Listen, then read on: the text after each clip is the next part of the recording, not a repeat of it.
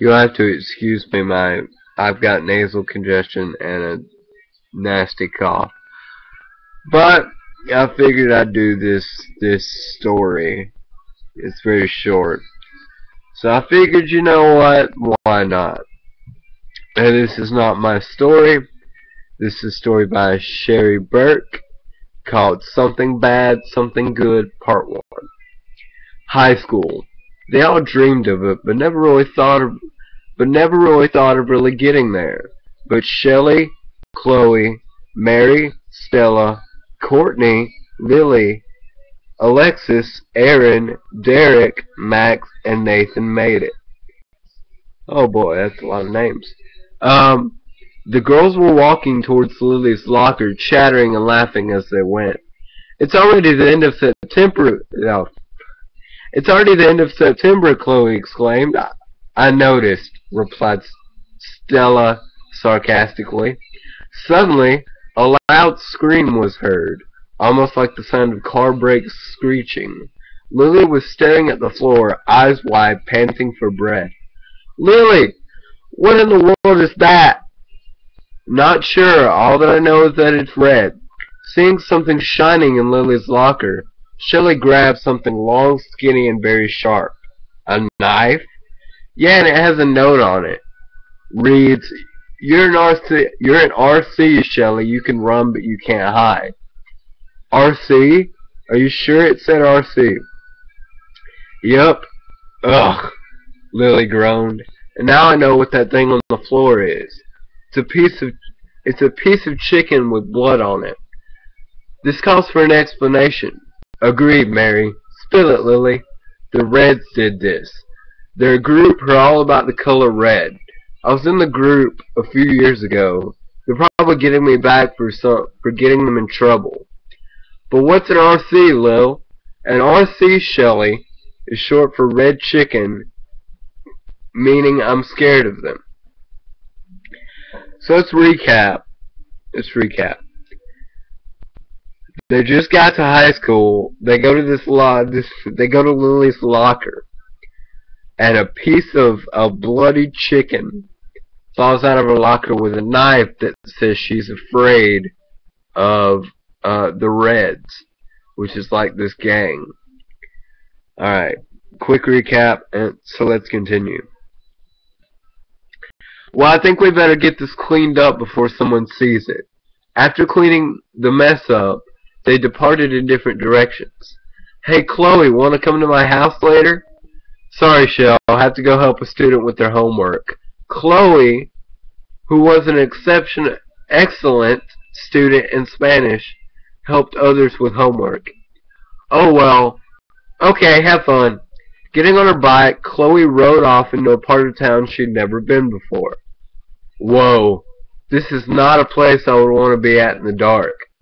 Looking at the piece of paper with an address on it, Chloe rode all over town, looking for the house she was supposed to be at. After an hour, she stopped to catch her breath. You look lost, little girl. Maybe I can help. Turning, she saw an old man in an alleyway with a cigarette hanging from his mouth.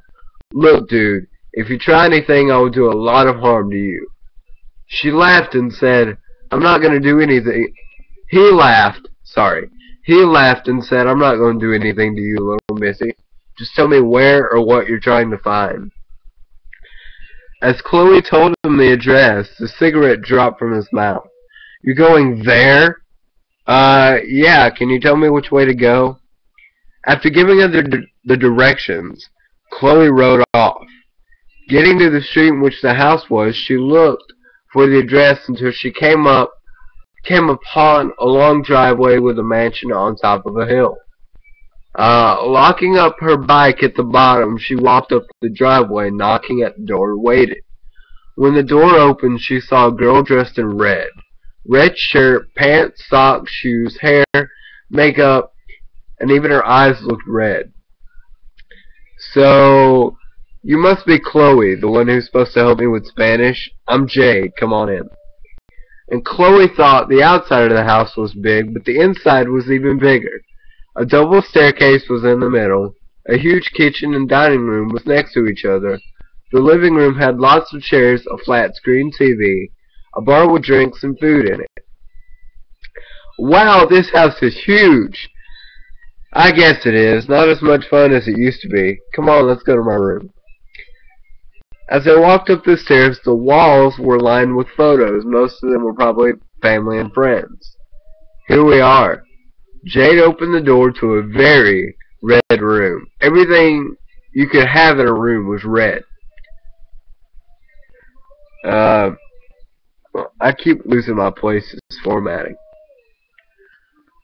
You sure like red, don't you? Yeah. I say to everyone it's a lifestyle. I'm not obsessed with it or anything. It's a lifestyle? Chloe couldn't figure out where she heard it. Though. After a few hours of working on Spanish, they finally stopped. I totally get all these words now.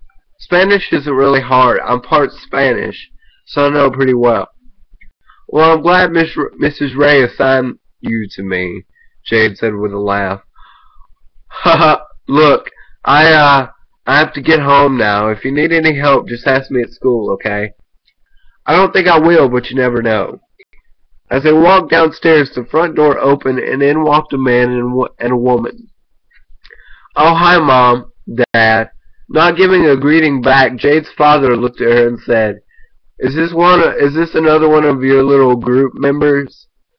No, Dad, this is Chloe. She was helping me out with my Spanish homework tonight. He made a sound, almost like a deep growl, and walked off. Group member? Oh, I guess you didn't know this, but I'm the leader of a group called the Reds. The Reds? That's the group Lily was a part of. Cool, is that why you wear red and nearly have everything in your room red? It is. Come on, let's go unlock your bike. Oy vey. Alright. It's like a giant wall of text that you have to decipher from. A few minutes later, after unlocking her bike, Chloe waved goodbye to Jade, and rode back home. Since it was late, her parents were already in bed, even if it was a Friday night. Party poopers can't stay up late anymore. Chloe sat down with a snack and turned on the TV, flipping through the channels and seeing there wasn't anything on she wanted to watch. Chloe grabbed the phone to call Shelly. Chloe, it's 11 at night. What are you doing up? Shelly answered with a yawn. Sheesh. You and my parents. Doesn't anyone want to stay up late anymore? Not everyone. At least I'm not tonight. Now go on with what you wanted to tell me. Giving her the whole story, Chloe told Shelly everything that happened after school. Whoa, all that happened. Luckily, all I did was hang out with the guys. Chloe rolled her eyes. Shelly was always with the guys. Mainly Aaron, Max, and Derek. You know what else? The girl's name's Jade. She just so happens to be the leader of the Reds. You mean the group Lily was talking about? Yup. By the way, who always said it's a lifestyle? I'm not obsessed with it.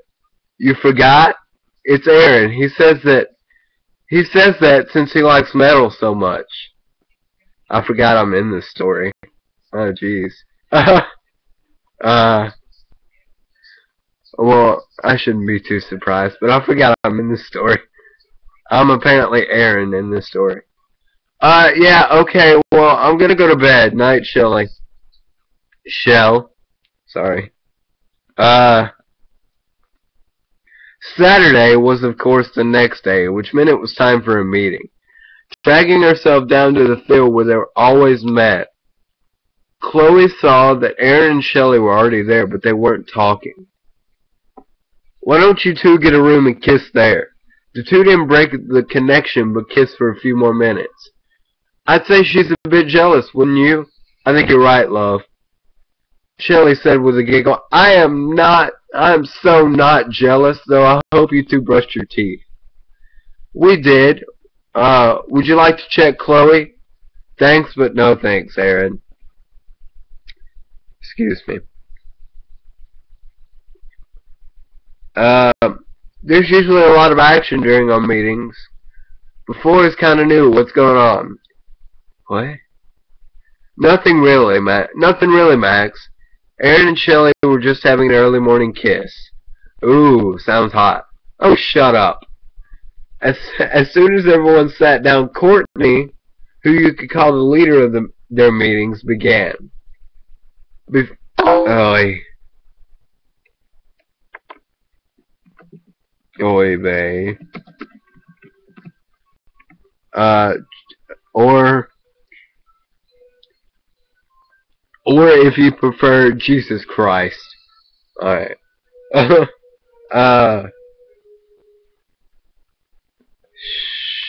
Before anything, I have one question. Where's Lily? Lily had to go shopping. She said that she's sorry for not being able to come. Fantastic. I knew I couldn't do this story uninterrupted. Okay, thanks for the info, Derek. Chloe leaned over and whispered to Shelley. Looks like someone's keeping up with his ex. Shelley shrugged. Both of them turned their attention back to Courtney. I don't really know why we're having a meeting today. There's barely anything to talk about. Unless one of you has something to share with us.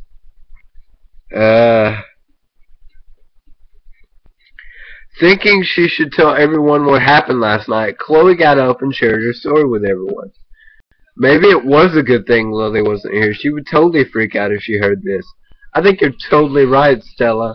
Don't use my word, Mary. After talking about it a little bit more, they said goodbye and left. Chloe had some things to do which took her all day. It was nearly nighttime when she got home, taking her dog for a walk around the block. Chloe saw something very odd. A bonfire. A big one at that, and only a few feet away from our field, she said to her dog. And that's the end of the story, part 1.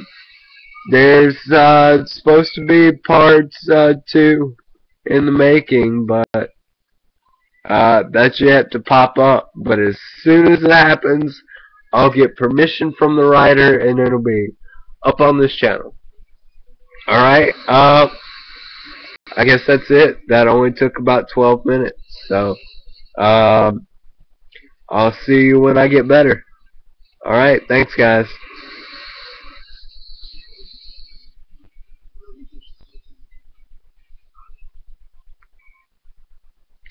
I wanted to try that. I'll just go with this.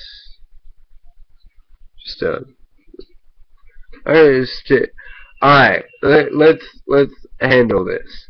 We've got the F. We've got the gun taunt thing. We've got the horns. And we've got this, which is wrong in sign language, in American Sign Language. I don't know. I don't know. Alright. Stay freakish.